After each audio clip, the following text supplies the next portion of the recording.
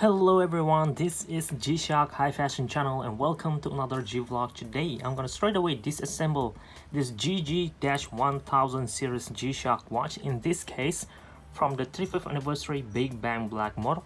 Although I'm pretty sure the construction, the interior for this limited edition model will be just the same as the January release one, so let's get right into it.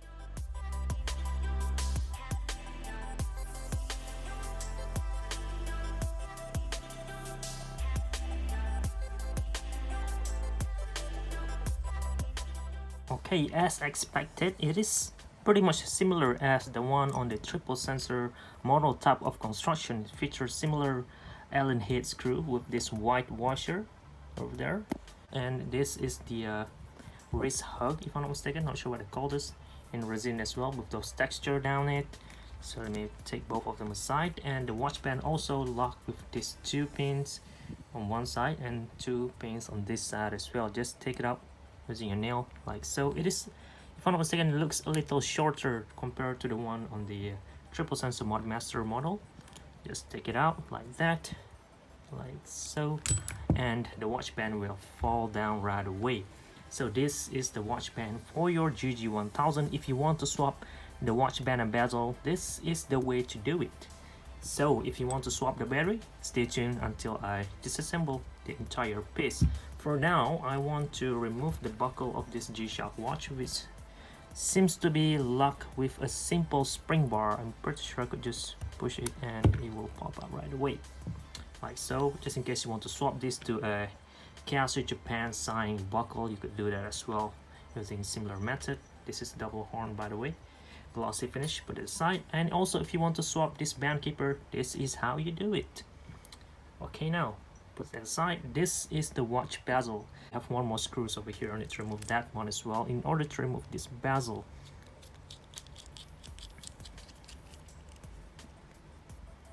Alright, this tiny screw is also IP plated to black colorway, so if you lost this screw, you're gonna need to find the exact same one. You cannot just get silver stainless steel screw and add it in here, you know, because that just gonna ruins the true aesthetic of this G-Shock watch.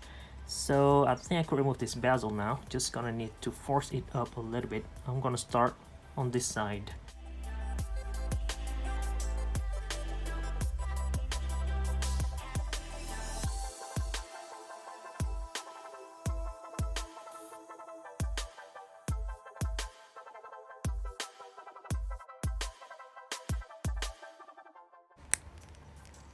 And that's done.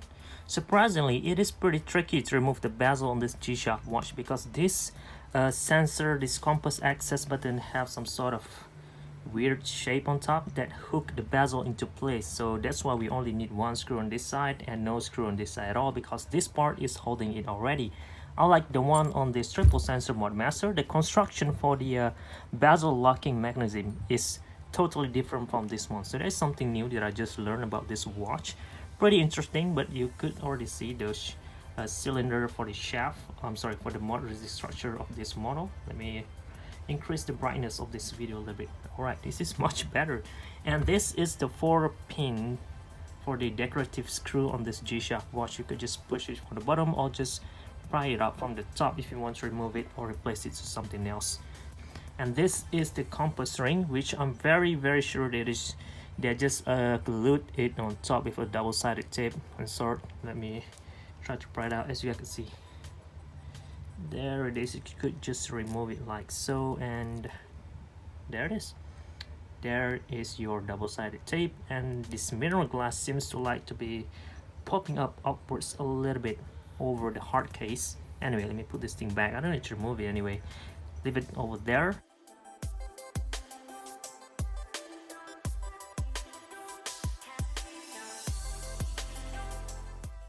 Now I just removed the backplate screw, all 4 of them. Apparently it came with IP plated to gold colorway, so if you lost this, you're gonna need to replace it with gold version as well. Or if you're thinking about getting one of these, at least look for these tiny little details. Make sure your Mudmaster came in the gold backplate screw as well, so you're not gonna get ripped off, you know what I'm saying.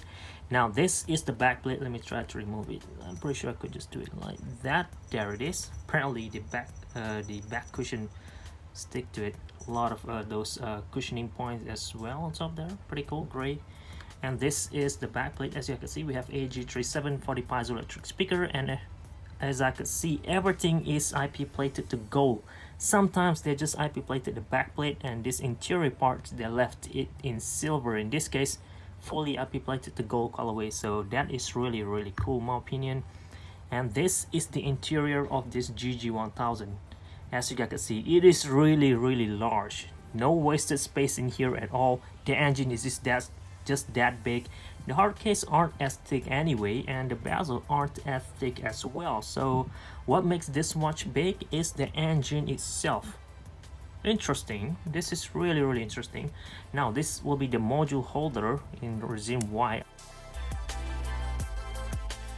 Apparently aren't that soft. I mean, not as rubbery actually, but it is pretty bendable. So there's something over there. And this is the engine of this G-Shock watch. Let me tilt it. We're gonna have a look at Kasu Japan. No jewels, negative part, and this will be the 5302 engine. AC, this will be down here. It operates using 2 battery. There it is, SR927W. That's pretty much it for this part. I'm pretty sure I could just pry the engine out right away now. There it is. Very easy. Much more easier when you compared to when removing the one on the triple sensor Mudmaster. And this is the interior of the hard case. Look at that, the C-clip that is holding the button shaft into place, and there's the metal frame to support it even more, I believe, to make it a little bit tougher, harder to get loosened up. And both sides, all sides goes the same, all 5 buttons. Look at that. So I could still press it and it will kick back out like so. Could try to remove it, but as always I'm not going to do that because it's going to be pretty hard and I'm not good at it anyway. So this is all that I could show to you guys about the hard case of this G-Shock watch. And this is the O-ring in there, still intact, just O shape. Okay, now that's just for the hard case. And this is the engine of this GG-1000 series G-Shock watch. Pretty big size, I gotta say. So this is pretty interesting to me as well. And as you guys can see, we have open over there since this 2 spring didn't connect to this backplate. Let me try to place it on top here. Use the light button, which is gonna light down there. Okay, so that is the LED light down there. You could try to remove this or add a polarizer of some sort at the front to turn the light into different colorway, or if you dare enough, you could just take it out and replace with another LED. I'm gonna try to take this thing out. First, I'm gonna need to remove the battery first. So where is the clip? Should be down there. There it is.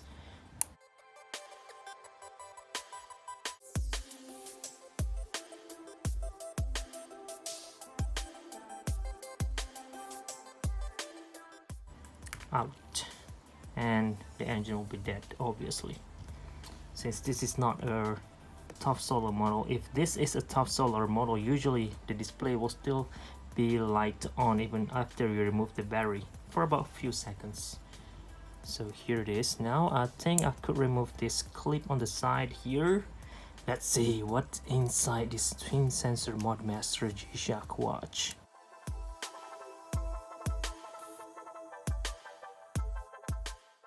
Alright, I think I just removed the index, the 3D index of this model.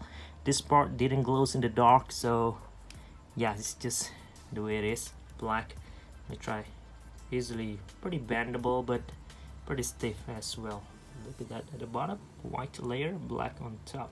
Really matte finishing, matching with the watch band and bezel as well.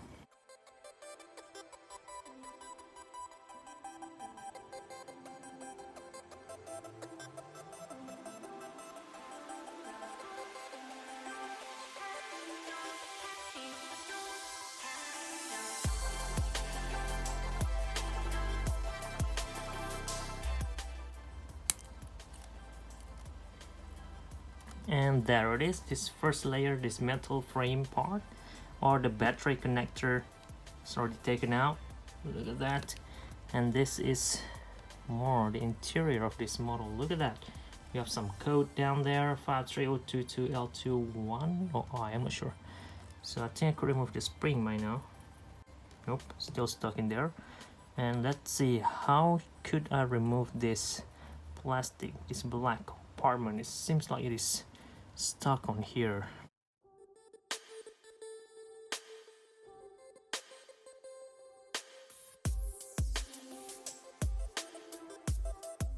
Alright, I have a feeling that I need to remove the hands, all of them first, and then I'll have my access to this part of the watch. So why not just give it a try?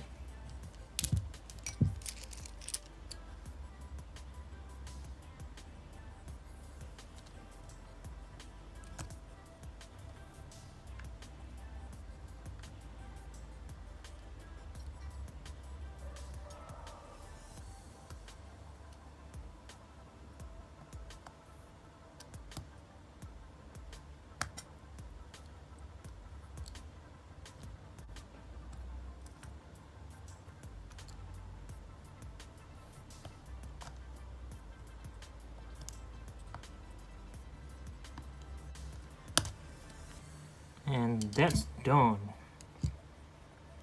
This is the hour hand. There it is. This is the hour hand, top and the bottom.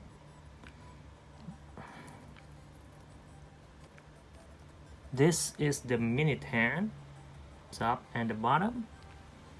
And this is the second hand, bottom and the top. Pretty cool, right? Close-up photo will be added, obviously, as always. And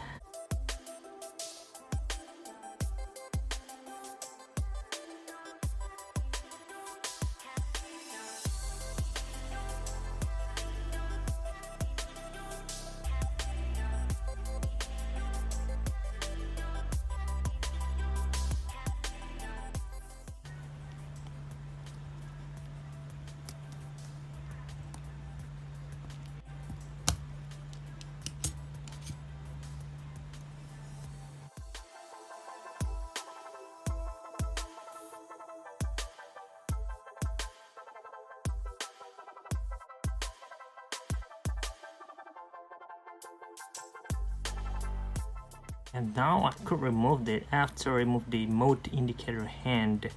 And here it is. Check this out, guys. So that is the engine that moved the hands of your Mudmaster in there. I don't want to remove that, or else all of the gear will pop out as well. Look at that. Look at all gold gears in there.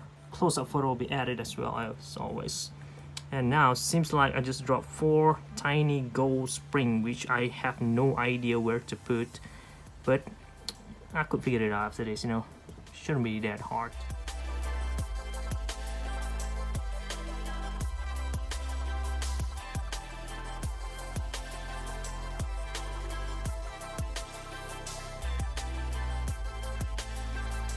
Alright, this will be the circuit board of your twin sensor Mudmaster G-Shock watch, and seems like it was screwed down. Look at that. 2 black screw. I think I could remove this, and then I'll have my access. Wait, let me remove 1 more gold spring, which is this guy. So 6 gold spring.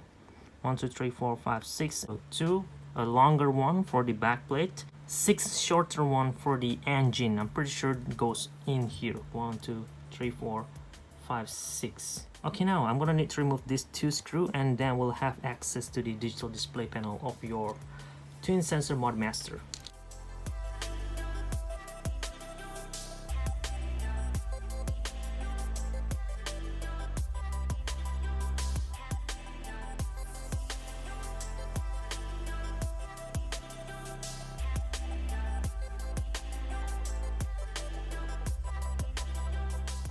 Okay, I believe I'm just able to loosen up this 2 screw that is holding this motherboard or this circuit board on this G-Shock watch, and let me just throw it away first. Tilt it like so. It should fall down right away, all 2 of them. And guys, you guys need to check this out. Look at how small this size is. Oh my goodness, so tiny.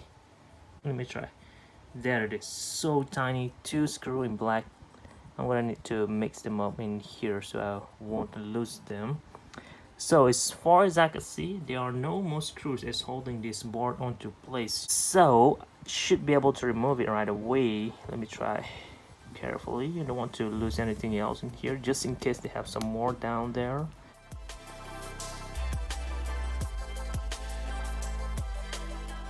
Here it is, guys, the interior of the twin sensor Mudmaster. But before we get to that, this is the circuit board. We have two 728C number over there, 1617. I have no idea what those mean, but I gotta say the circuit board design looks really simple for a G-Shock watch that looks very complicated from the outside. Just look at all the components on here, quite a few of them, not a lot.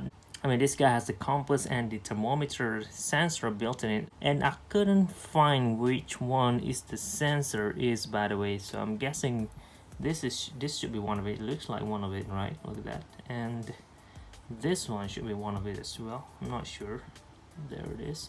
This should be the processing unit, and this what connects to the display panel in this watch. So we have one large one for the bottom display, sorry, for the top display, this one for the bottom display. Look at that, simple looking and really slim and pretty wide size. So let me put that at the back. This is the interior now. Look at that. This is the display panel. Let's see now if I could drop anything. And there it is. We have some more parts, and right. So two things just fall down now. First is this guy. So this is sort of like an acrylic plastic. I believe this was placed in here in between the display panel and the connector part over here. I'm guessing to fill in the gap between this and this connector down there. So one over here, and there's this black thing over here that goes down here to connect to the LED light of this G-Shock watch that just hold it onto like that. And it has two springs. I'm not sure if you can see it. There it is. Two gold springs. So this connects to the LED light bulb and light up the watch. So I'm sure I could just take the LED out now if I wanted to, just hook like so down there. And now I'm pretty sure I could remove this two digital display already. Let me try to push it with my fingernail from the bottom, and that should do it. Alright, there it is. First display panel. Let me take it out. Alright, so this is where you could customize this display panel. If you want to swap this to a positive display version instead, you could do that over here by removing this polarizer at the front and add some colors if you wanted to. Positive to make the watch more visible, or red, or any color that you like. And that is the connector ribbon here.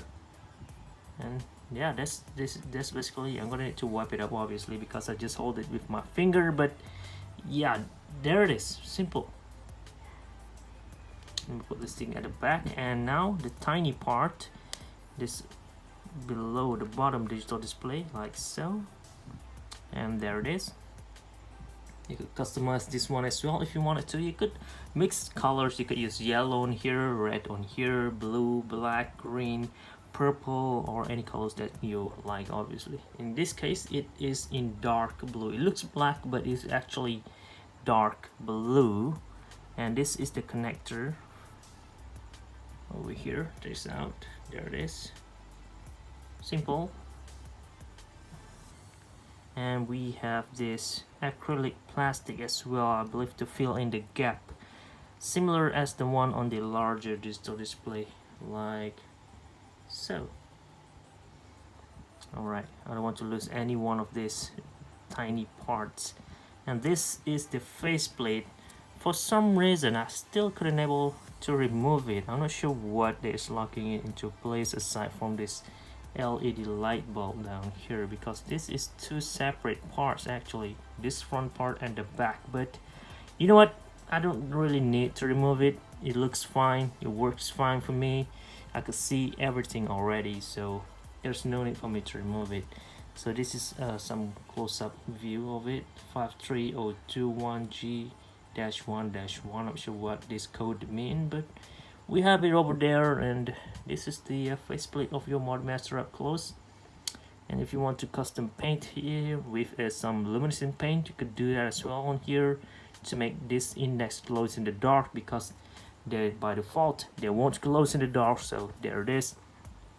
Or you could do the same with these, the one on the hands as well. If you want to make the hand glows in other colorway, you could apply the paint onto here. So there's an options you guys could do with this type of disassembly video. A lot of things you can learn here if you actually get creative enough.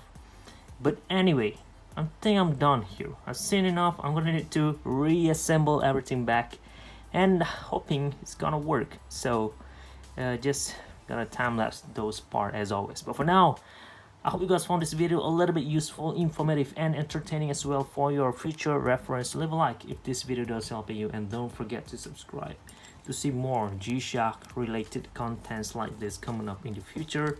Thank you very much for watching. This is G-Shock High Fashion Channel, and out.